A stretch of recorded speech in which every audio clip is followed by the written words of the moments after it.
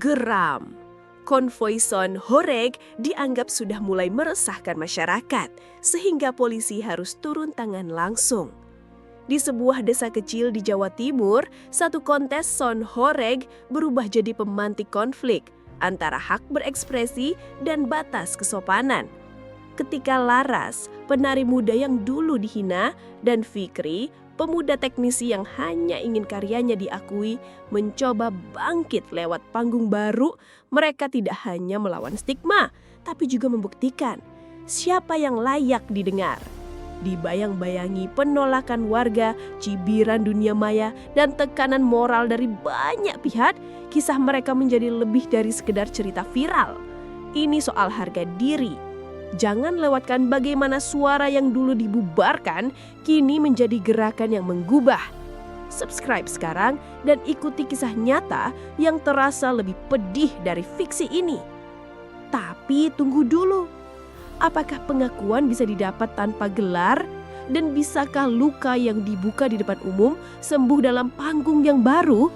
Ini bukan soal menang, ini soal bertahan. Suara dentuman bas mengguncang langit-langit desa sejak siang, menggetarkan kaca-kaca rumah warga. Pak Wira memegang hatinya erat sambil berdiri di pinggir lapangan yang dipenuhi truk-truk sound system. Di sisi lain lapangan, Fikri mondar-mandir memeriksa kabel dan posisi speaker sembari melirik ke arah kerumunan penonton. Bu Nur menutup telinga cucunya dengan tangan gemetar saat melewati pagar bambu menuju warung. Di tengah panggung, Laras mulai menggoyangkan pinggulnya mengikuti irama, menarik sorak-sorai dari kerumunan remaja laki-laki. Pak Wira berjalan pelan ke arah panitia, wajahnya tegang di bawah sinar matahari sore. Ia mengamati kerumunan yang makin liar, sebagian memanjat pagar pembatas. Fikri menyalakan mixer dan menaikkan volume. Gigi-giginya bergetar saat bas menabrak tulang rusuknya. Bu Nur berteriak dari kejauhan, memanggil cucunya yang nekat berlari ke dekat panggung. Laras memutar tuduhnya, rambut panjangnya terhempas ke udara saat ia menari semakin provokatif. Angin sore membawa aroma debu, asap rokok, dan minyak wangi yang menyengat dari kerumunan. Pak Wira berhenti beberapa meter dari panggung dan mengeluarkan pengeras suara genggam. "Hentikan acara ini sekarang!" Suaranya menggema di atas dentuman speaker.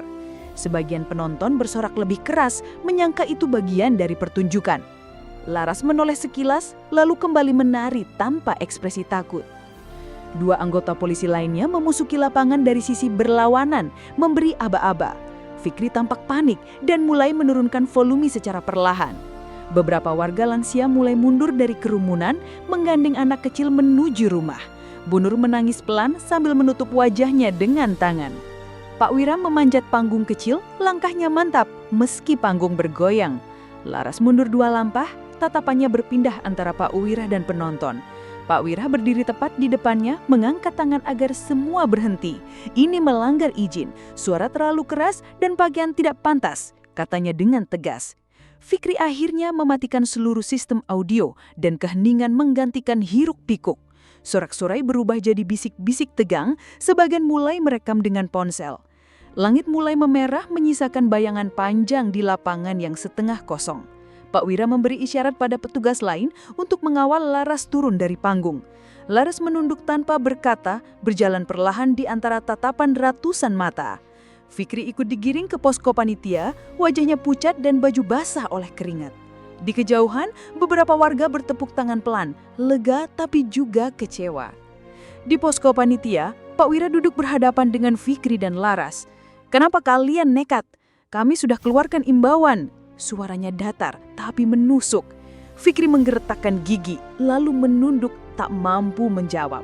Laras menggenggam ujung bajunya, berusaha menahan air mata. Di luar posko, suara cicak mulai menggantikan dentuman yang tadi menguasai sore. Bu Nur duduk di teras rumah sambil memeluk cucunya erat-erat. Seorang tetangga datang dan berkata, "Untung cepat dibubarkan, Mbok, telingaku masih berdengung." Di layar HP-nya, video penertiban oleh polisi mulai viral di media sosial. Anak-anak muda desa berkumpul di warung kopi, membahas kejadian dengan ekspresi campur aduk. Sebagian menyayangkan, sebagian merasa itu sudah sepantasnya. Malam menurunkan keheningan ke desa, hanya suara jangkrik yang tersisa. Pak Wila menulis laporan di meja kecil ruang jaga, keringat masih membasahi pelipisnya. Ia membuka jendela, melihat langit gelap tanpa bintang dan menarik napas panjang. Di HP-nya muncul notifikasi, video sound horeg dibubarkan polisi, trending #3 di Jawa Timur. Ia menggeleng pelan, menutup layar dan menatap kosong keluar. Di kamar semputnya, Laras duduk di depan cermin membersihkan make up dengan tisu yang sudah lecek. Ia menatap bayangannya lama, lalu melepaskan sepatu boots satu persatu. Di luar kamar, ibunya berdiri diam, hanya menatap dari celah pintu. Laras berbisik sendiri, "Aku cuma mau dikenal." Lampu kamar dipadamkan, menyisakan gelap yang sunyi. Fikri duduk membisu di bangku kayu polsek. Bahunya menunduk dan tatapannya kosong. Di ruangan lain, Laras menggenggam segelas air, tangan gemetar saat bibirnya menyentuh gelas. Seorang polisi muda mencatat keterangan mereka dengan suara monoton dan cepat. Pak Wira masuk dengan langkah berat, membawa map tebal berisi laporan warga. Ia membuka file video dari HP-nya, memperlihatkan salah satu warga yang pingsan saat acara berlangsung. Di rumahnya, Bu Nur duduk bersila di depan altar kecil, menyalakan dupa sambil mengucap pelan doa perlindungan. Televisi menayangkan berita nasional yang kini memberitakan kejadian kontes sound horeg. Warga berkumpul di balai desa malam itu, saling berdebat soal apakah acara serupa layak diteruskan. Seorang pemuda berteriak, "Kami juga butuh hiburan, jangan selalu disalahkan." Suara sorakan dan bantahan memenuhi ruangan. Kepala desa berusaha menenangkan semua. Fikri ditinggal sendiri di ruang tunggu polsek, hanya ditemani suara kipas angin yang berderit pelan. Ia membuka ponselnya dan melihat komentar netizen. Ada yang mendukung, lebih banyak yang mencaci. Ia menatap foto almarhum ayahnya yang dulu juga perakit sound system lokal, tersimpan di layar awal ponselnya. Suara hatinya menguat. "Aku harus terusin ini, bukan jadi kambing hitam." Ia bangkit perlahan, wajahnya mulai menunjukkan tekad baru. Laras dibawa pulang oleh ibunya menggunakan motor bebek tua. Perjalanan mereka sunyi tanpa sepatah kata. Di rumah, sang ibu membuka suara. "Kamu gak harus nari begitu, Laras. Masih banyak cara buat hidup." Laras diam lalu menatap ibunya. Matanya merah tapi tidak menangis. Ia masuk kamar, membuka lemari dan mengeluarkan foto lamanya saat ikut lomba tari tradisional. Dalam hati ia bertanya, "Sejak kapan aku berhenti nari karena seni?" Keesokan paginya, media mulai mengepung rumah kepala desa untuk wawancara. Pak Kades keluar dengan kemeja batik kusut, menahan emosi sambil menjawab pertanyaan bertubi-tubi. Ia menjelaskan bahwa surat imbauan sebenarnya sudah disebar 2 hari sebelum acara. Wartawan bertanya, "Kenapa tidak dihentikan sebelum acara dimulai?"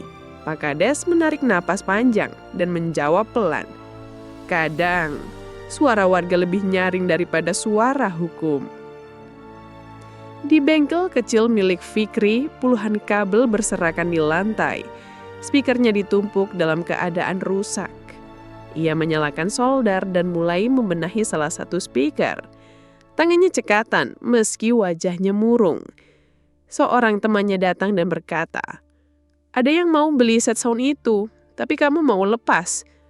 Fikri berhenti sejenak, lalu berkata, "Belum, masih ada yang harus gue buktikan." Di luar bengkel, 2 anak kecil main layangan sambil menirukan tarian Laras dari semalam. Laras berdiri di halaman rumah mengenakan pakaian sederhana dan membawa sapu lidi. Seorang ibu tetangga lewat dan menatapnya sinis, lalu berbisik ke temannya.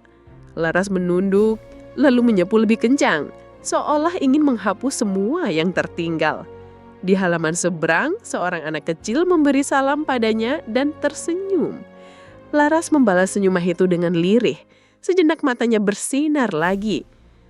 Di ruang tamu rumah Bu Nur, beberapa ibu-ibu pengajian berkumpul, membahas langkah berikutnya. Mereka sepakat mengajukan petisi untuk membatasi jam kebisingan di desa. Seorang ibu berkata, Kami bukan anti hiburan, tapi jangan sampai suara lebih besar dari nurani. Bu Nur mengangguk lalu memimpin doa singkat sebelum petisi ditandatangani. Di luar rumah, suara tua masjid menggema dengan tenang, menggantikan dentuman yang dulu menguasai. Malam harinya, Fikri duduk di atas atap bengkel, memandangi langit penuh bintang. Ia menuliskan sesuatu di buku kecil yang sudah sobek-sobek. Rencana acara musik edisi baru. Ia menggambar tata letak panggung yang lebih kecil dan suara terbatas. Bertuliskan, edukatif, sopan, ramah warga. Di halaman bawah temannya menjalankan lampu sorot kecil yang dulu dipakai di kontes. Fikri tersenyum tipis. Pertama kalinya sejak acara dibubarkan. Laras berjalan menyusuri jalan desa membawa kertas brosur bertuliskan lomba tari tradisional remaja. Ia menempelkannya di papan pengumuman balai desa dengan paku kecil. Seorang anak muda lewat dan bertanya, "Kamu yang ngadain?" Laras mengangguk, lalu menjawab, "Kali ini kita nari buat dihargai, bukan buat disorakin." Kamera menyorot papan itu, perlahan menjauh dengan latar suara gamelan lembut mulai terdengar. Matahari pagi menyinari bengkel kecil milik Fikri. Dindingnya kini penuh coretan rencana acara baru. Di meja kerjanya, Fikri merakit speaker ukuran sedang dengan kabel rapi dan isolasi warna-warni. Sebuah papan bertuliskan mini event edukatif, ramah desa, terpasang di dinding bengkel. Temannya datang membawa poster digital. "Udah siap upload bro? Lu yakin ini bisa jalan?" Fikri mengangguk pelan. Kali ini bukan buat viral, tapi buat didengar. Di rumahnya, Laras berlatih tari di halaman belakang, mengenakan kain jarik dan kebaya sederhana. Gerakannya pelan tapi tegas, kaki dan tangan mengikuti irama gamelan dari HP kecil. Ibunya mengintip dari jendela dapur, bibirnya membentuk senyum kecil penuh haru. Laras berhenti sejenak, lalu mengulang gerakan dari awal dengan lebih percaya diri. Di pojok halaman, seekor kucing duduk diam seolah ikut mengamati gerakannya. Pak Wira membaca surat undangan dari meja kerjanya di Polsek. Alisnya mengerut. "Permohonan izin kegiatan edukatif dan budaya," gumamnya. Tangannya mengusap dagu. Ia membuka peta desa, menunjuk lapangan kecil dekat balai desa yang tak pernah dipakai sejak pandemi. Rekannya bertanya, "Bakal aman, Pak?" Pak Wira menatap lurus dan menjawab, "Tergantung niat mereka. Kita beri satu kesempatan." Di balai desa, Pak Kades memimpin rapat warga untuk membahas acara baru. Fikri berdiri di depan papan presentasi dengan suara gugup namun jelas. Ia memutar cuplikan pendek berisi simulasi suara speaker kecil dengan batas desibel aman. Seorang ibu mengangguk dan berbisik, "Ini lebih sopan dari kemarin itu." Pak Kades mengetuk meja. "Kalau semua sepakat, kita beri izin terbatas. 1 sore saja." Laras membagikan brosur acara ke rumah-rumah sambil ditemani beberapa anak muda Karang Taruna. Di setiap rumah, ia menunduk hormat dan berkata, "Bukan pertunjukan, tapi persembahan." Sebagian warga menyambutnya hangat, tapi beberapa hanya diam dan menutup pintu perlahan. Di warung kopi, sekelompok pemuda masih memperbincangkan tariannya dulu dengan nada sinis.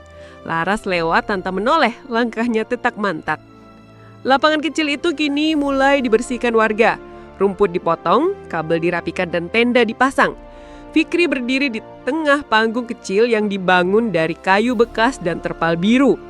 Ia mengetes mikrofon dan speaker, suaranya keluar halus dan tidak memekakan telinga. Anak-anak menari kecil di atas tanah sambil menyanyi lagu daerah. Di kejauhan, Pak Wira memperhatikan dari balik pagar besi dengan wajah datar. Menjelang sore, warga mulai berdatangan dengan membawa tikar, bekal, dan anak-anak mereka. Laras duduk bersila di belakang panggung, matanya terpejam, menarik nafas dalam-dalam.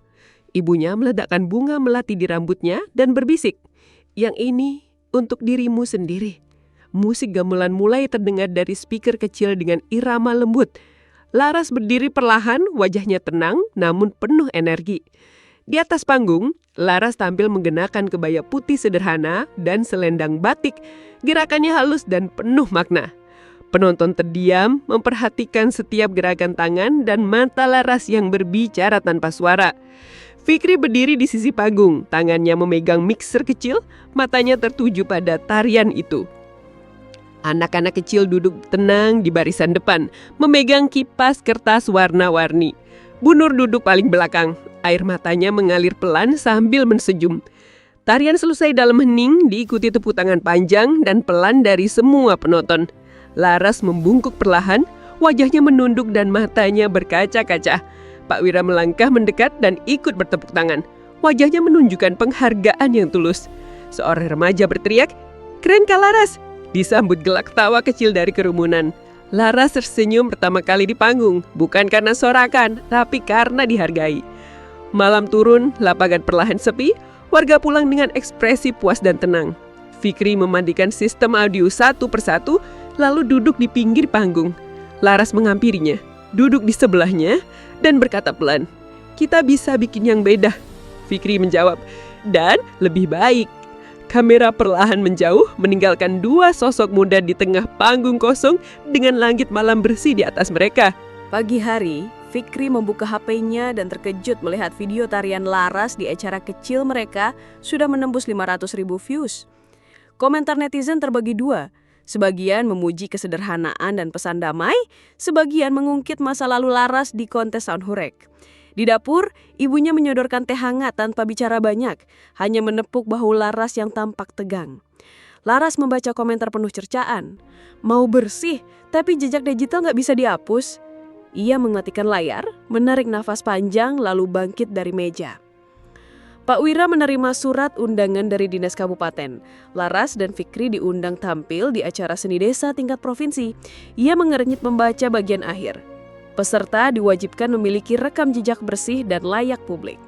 Di ruang sebelah, ajudannya berkata pelan, "Beberapa pihak di kecamatan masih menganggap mereka kontroversial, Pak." Pak Wira melipat surat itu dengan ragu, menatap langit-langit sejenak. Ia kemudian memasukkan surat itu ke dalam map merah bertuliskan pertimbangan khusus. Di Balai Desa, rapat mendadak digelar membahas undangan provinsi dan pro kontra keterlibatan Laras. Seorang warga berdiri dan berkata lantang, "Jangan bikin desa kita malu, itu anak kemarin masih joget di sound horeg." Seorang ibu menyangka, tapi waktu dia tampil minggu lalu, semua tenang, semua senang. Perdebatan semakin panas, Pak Kades mengetuk meja 3 kali untuk menenangkan suasana. Ia berkata pelan, "Kalau kita tak bisa mengampuni, kita hanya mewarisi dendam." Laras duduk di teras rumah sambil memandangi undangan resmi dari provinsi yang dicetak di kertas tebal berlogo emas. Di sisi lain meja, Fikri mencoret-coret konsep penampilan berikutnya, perpaduan visual dan tari tradisional. "Kalau mereka nggak izinin, kita cari jalan lain," kata Fikri sambil menatapnya serius. Laras tersenyum samar lalu berkata, "Gimana caranya kalau nama kita masih jadi bahan olok-olok?" Fikri menjawab, "Dengan tetap berdiri, bukan membalas." Di Polsek, Pak Wira duduk di ruangan gelap menonton ulang video dari malam pertama kontes sound horeg. Ia memperhatikan Laras menari dengan kostum minim, lalu membandingkan dengan tarian budaya terakhir. Tiba-tiba seorang ibu masuk membawa laporan warga. "Anak saya dibilang tukang joget gara-gara video viral itu, Pak." Pak Wira menatapnya tajam dan berkata, "Bu, yang salah bukan anak ibu. Yang salah itu yang tak tahu kapan harus diam." Sang ibu terdiam, lalu mengangguk dan pergi pelan. Malam harinya, akun anonim menyebarkan foto-foto lama Laras saat tampil dengan pakaian terbuka. Grup WhatsApp desa kembali ramai dengan olok-olok dan debat moral. Fikri mengetik balasan panjang lalu menghapusnya sebelum dikirim. Ia menatap layar kosong dan berkata, "Kalau kita ikut main di lumpur, gak akan ada yang bersih." Ia menyalakan laptop dan mulai mengedit video dokumentasi penampilan mereka. Keesokan paginya, Fikri mengunggah video berjudul Perjalanan Laras, dari sound horeg ke suara hati desa.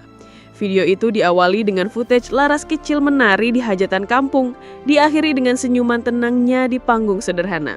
Di bagian akhir, tertulis, "Setiap orang punya masa lalu. Yang penting kita tahu kemana kita mau melangkah." Video itu mulai dibagikan oleh warga, termasuk oleh Bu Nur dan Pak Kades. Komentar positif mulai muncul, mengubah nada dari sinis menjadi salut. Pak Wira berdiri di depan kantor Balai Desa memandangi warga yang mulai berkumpul melihat layar besar yang disiapkan Fikri.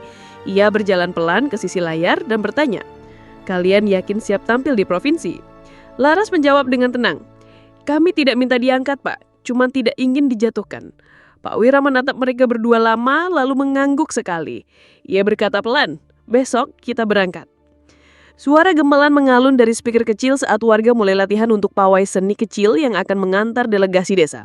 Anak-anak melukis wayang di kain putih, ibu-ibu menyiapkan tumpeng di pendopo. Laras membantu ibu-ibu menata bunga, senyumnya kini tak lagi gugup. Fikri mengatur cahaya panggung kecil di depan balai desa, auranya tenang dan percaya diri. Di jalan masuk desa, banner besar bertuliskan, "Kami bangga pada anak desa kami," digantung tinggi. Malam menjelang, suasana desa tenang namun penuh harapan. Laras berdiri di depan cermin dan mengenakan kebaya putih yang sama seperti saat penampilan sebelumnya. Di berekannya, ibunya datang membawa kotak kecil berisi gelang tari milik almarhum neneknya. Laras memeluk ibunya erat lalu berbisik, "Terima kasih karena gak pernah berhenti percaya." Lampu mati, layar hitam, hanya suara angin malam dan gemerincing lembut gelang penari. Matahari pagi menyinari halaman alun-alun kabupaten yang telah dipenuhi tenda, panggung, dan bendera-bendera dari berbagai desa. Rombongan dari Donowarih tiba dengan bus kecil yang dihias kain batik dan pita merah putih. Laras duduk dekat jendela, matanya memperhatikan tiap bangunan kota dengan wajah hening. Fikri berdiri di belakang, menenteng tas berisi peralatan audio yang ia rawat sendiri semalaman. Pak Wira turun pertama dari bus, membuka barisan, dan memberi aba-aba kepada rombongan. Di tenda panitia, Laras menerima nomor urut tampil mereka, 18 dari 24. Ia duduk di bawah pohon rindang, mengenakan kebaya biru tua dan selendang emas pemberian ibunya. Fikri sibuk mengatur volume dan posisi speaker kecil, memastikan semua sesuai spesifikasi teknis.